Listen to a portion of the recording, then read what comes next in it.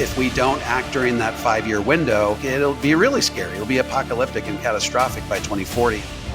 The one big, beautiful bill just passed. It kicked the can out into the future.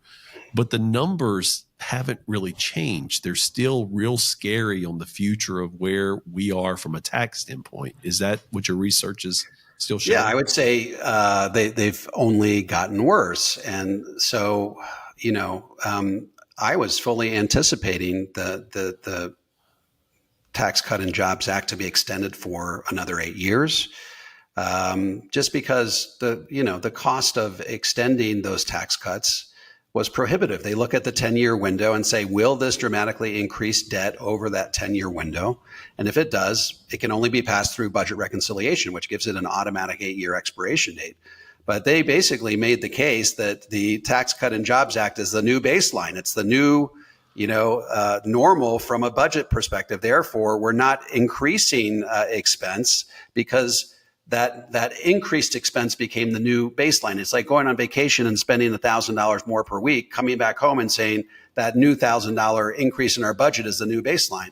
And so they made the case that they weren't really increasing the debt, even though it's going to increase the debt by 3 to 5 trillion. So we're looking at a situation, Mike, where by 2035 we're going to be at 150% debt to GDP. That's about a $63 trillion debt against about a $40 trillion GDP, which is at 150%.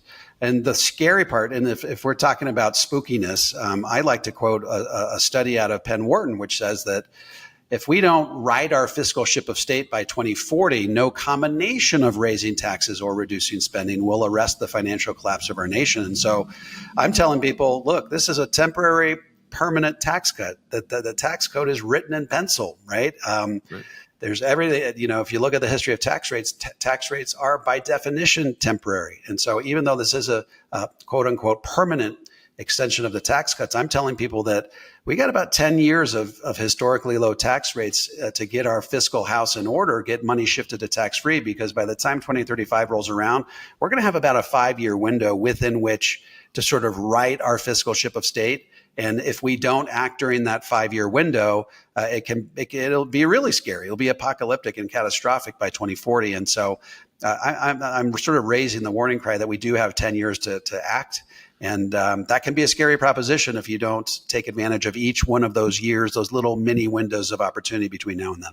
And that is the and raising the siren, right? Giving everybody the warning on this is basically saying like the U.S. is what's the tax situations there. So you have this ability to plan during this time, and if you just passively take approach on this, then you're going to eventually pay more long term. That's really what you're saying, correct? Yeah, it's literally a window of opportunity during which to take advantage of historically low tax rates. Remember, the cost of admission to get into the tax-free bucket is you got to be willing to pay a tax. You can pay that tax now at historically low tax rates on your terms, or you can postpone the payment of those taxes to a point in the future when we know that we're going to be at a very fiscally uncertain and unstable position. When tax rates are going to have to go up, or we could risk defaulting on the national debt. So I think it's a pretty clear alternative for people who are looking to shield themselves from the impact of higher taxes. We've kind of been in this position before after World War II.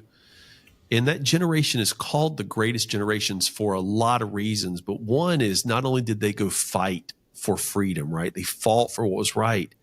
Then they came and they paid we paid a lot of lives for that.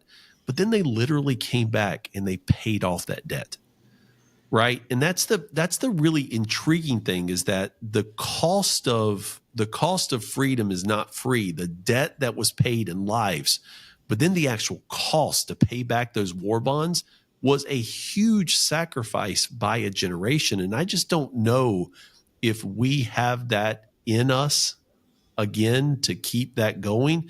And so, but that's what people have to realize, is that generation, the greatest generation, is what we need again to be able to get this done. And like, it's politicians, but again, if you don't plan for it, it's a big problem coming forward. Yeah. I mean, this is the scary part, that we raised taxes, and rightfully so, because we were fighting a war. We were fighting the axis of evil, right? And so it's justified to raise taxes. There are certain times when the federal government reserves the right to raise more revenue. And wartime is specifically one of those situations that's justified. But what did they do when the war was over? They had war demobilization, and they immediately were able to lower those tax rates to more reasonable rates. The problem is we're not really fighting a war right now, yet we have World War II style levels of debt.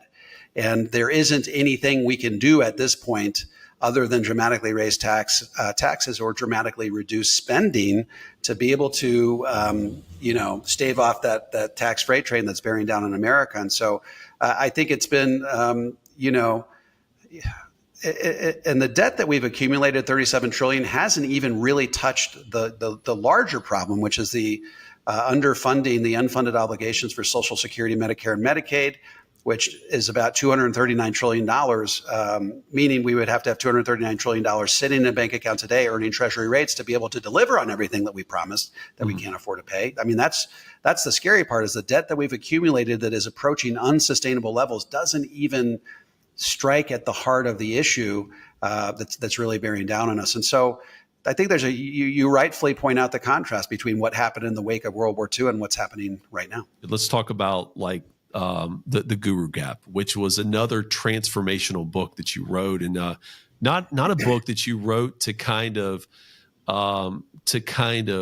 go negative on people. I mean, it's written in a very positive tone. It's written as like a counterpoint to some of the big media personalities giving financial advice today.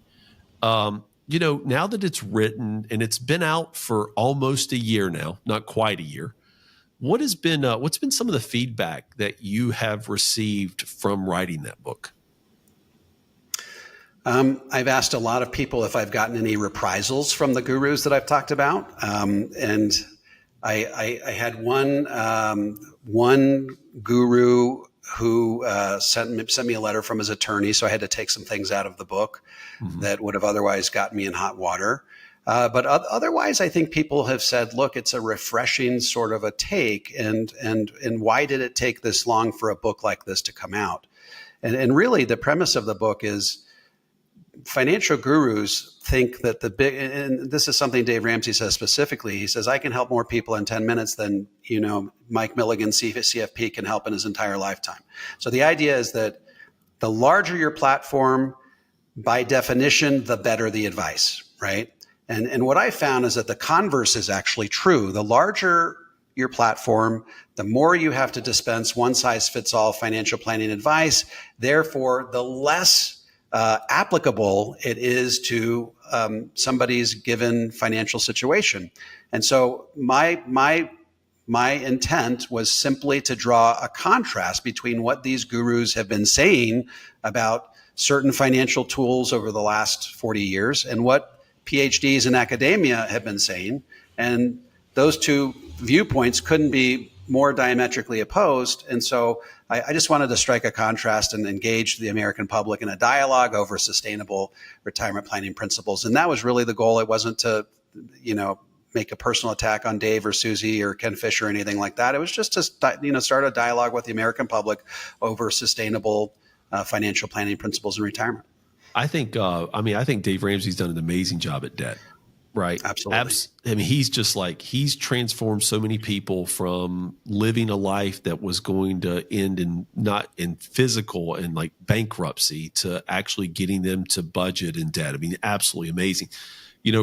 Susie Orman raises great points about how you spend your money, but it's just the reality is you can't from a stage give advice for 500 people or on a podcast give advice that's good for 1 million people. It's just absolutely impossible. If that is your only source of financial education, you're going to find yourself lacking in the future. And that was really the inspiration behind the title, which is there's a gap between the advice that these gurus provide in their one-size-fits-all, vanilla, non-customized, non-tailored advice and the advice that you actually need. And so the goal of the book was to sort of bridge the gap between what people are getting and what they need to be able to, wring the most efficiency out of their retirement savings. If you need help creating a balanced, comprehensive approach to tax-free retirement, head on over to davemcknight.com and click on the Connect with an Advisor button. I'm happy to refer you to an advisor in the Power Zero network that has been trained, vetted, and qualified personally by me. And if you found value in this video, don't forget to like, subscribe, and hit the bell so you never miss another one. This is David McKnight. Thanks for watching, and I'll see you on the next video.